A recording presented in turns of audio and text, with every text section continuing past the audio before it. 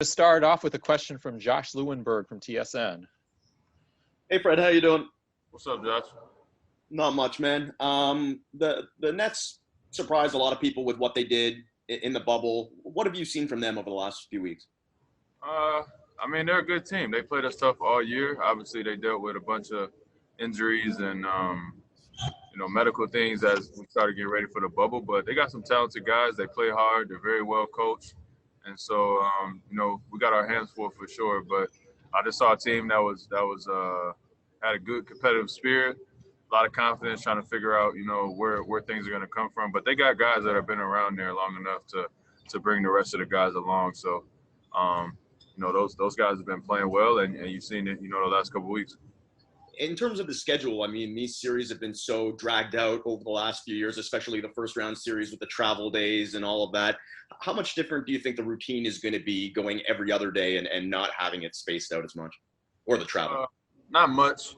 I think the spaced out part is only through the first round anyway. So as we got deeper in the playoffs last year, it was every other day, or at least it felt like every other day with traveling anyway. So I'm sure it'll be a different experience, but in terms of being able to lock in and game plan and prepare and get your rest and everything, everybody's doing the same thing. So there's no advantages or disadvantages, and it's kind of an even playing field, and the best team is going to have to win, 4 games.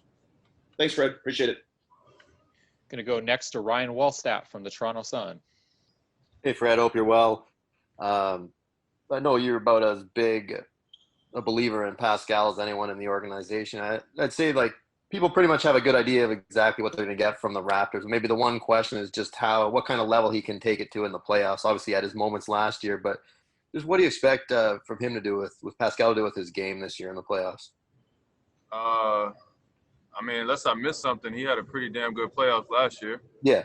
I think he's proven it. I don't know who's setting the standard, but from my eyes, I think he's proven it. And again, if he goes out there and plays well, he plays well, and if he doesn't, he doesn't. Like, playoffs is just about performing each game, each night. It's not about who you are as a player or what limits you can go or what level of superstar you are. Like, you got to play good each game, and that's all it really boils down to. So he's more than capable, and obviously we're going to do everything in our power to help him play well, but I'm not worried about Pascal at all. Yeah, I guess what I was trying to get at is as the primary option this year, there's going to be more expected of him, and you just expect him to carry over what he did in the regular season this year to the playoffs. I don't feel like it's going to be any different.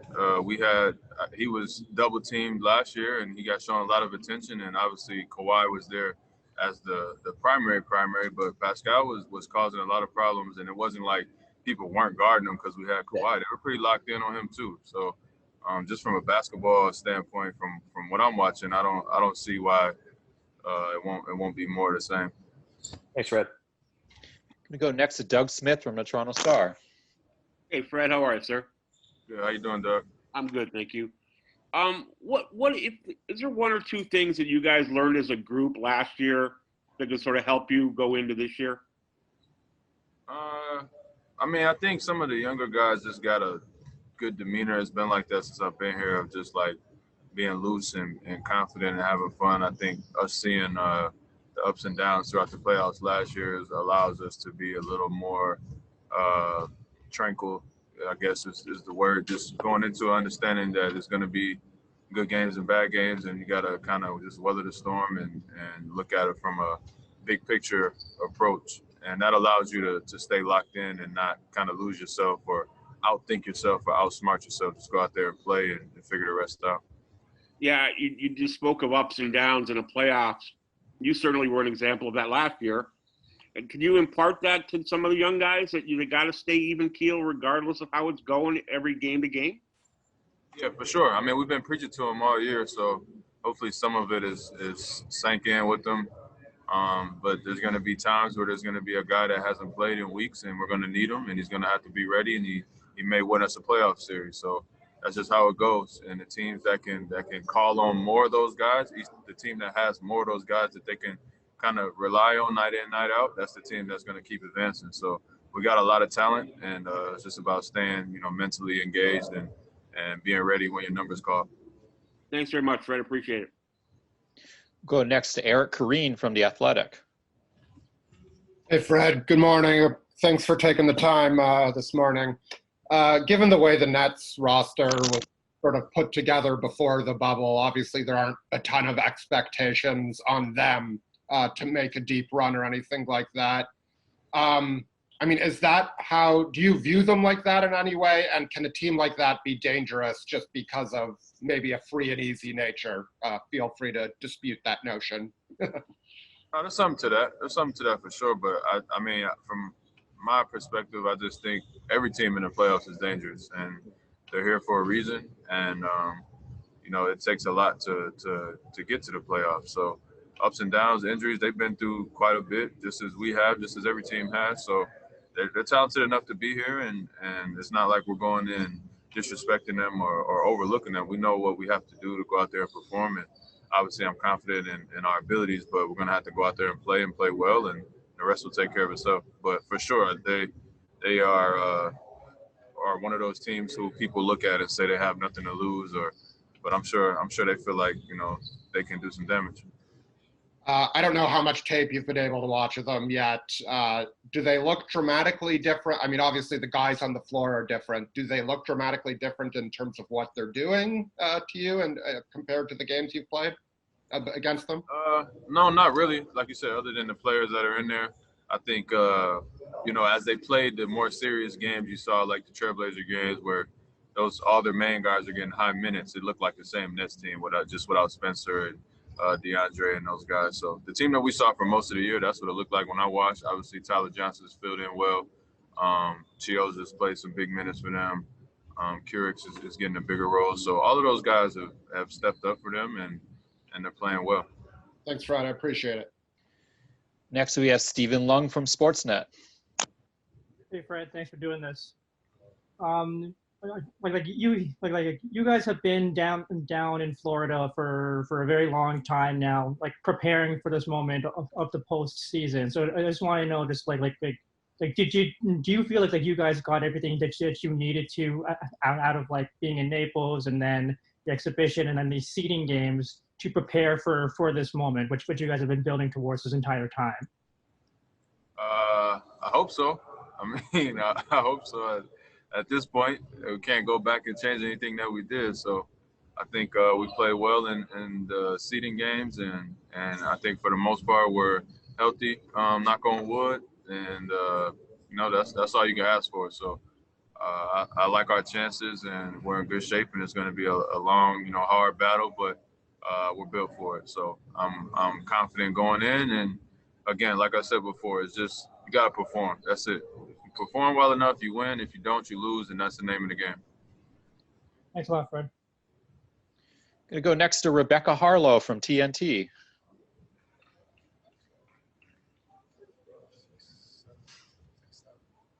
Are you there, Rebecca? Yep, I'm here, Robin.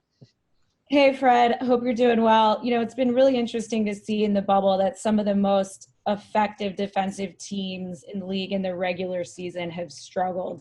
You guys have not been in that position. Your defense remains solid, and there are theories out there that during the layoff, you know, all you guys could do is really shoot, and that the defense is a team mentality, and then that's why it's taken some teams longer to come together here in the bubble. How have you guys avoided that and stayed so together defensively during this restart? Yeah, I can't really speak for any other teams. For us, I feel like guys take it personal, and it's a pride thing, and that's really all it is to it. So lock into what the coaches are trying to tell you to do.